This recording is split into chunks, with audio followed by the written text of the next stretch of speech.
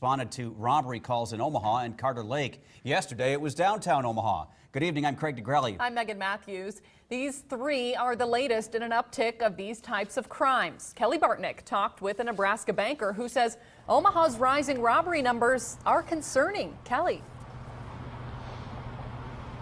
Megan, this is the time of year typically when robberies do trend up just a little bit, but 2014, they tell me, will end much higher than normal. Now, that has more banks focusing on safety and forking over cash to catch the criminals. These are the latest pictures from police of the robbery at the U.S. Bank near 72nd and Dodge just before noon Tuesday. All of it caught on camera. Police hope the images lead to an arrest. This is as real as it gets, and with the increases that we're seeing, obviously there's concerns in the banking community about all of the robberies that we've seen in the last 2 months or so. Michael Pate knows. He speaks for all the state's bankers and runs his own in West Omaha. Pate says the state hasn't seen a spike in bank robberies, but Omaha has.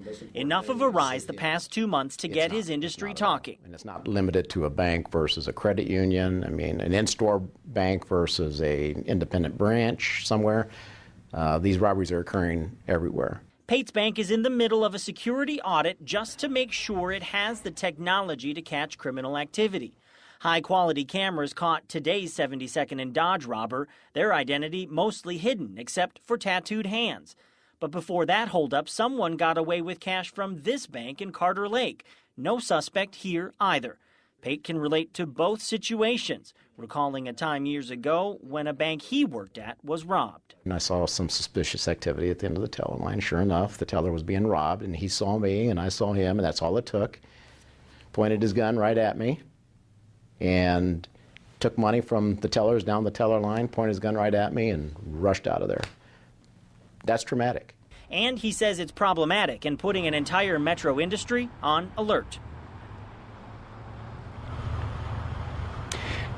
Now, bankers have reestablished a bank reward fund through Crime Stoppers, and what that means is that any tip for any of these bank holdups that leads to an arrest could end up with a $25,000 cash reward. Reporting near 72nd and Dodge tonight, Kelly Bartnick, KMTV Action 3 News.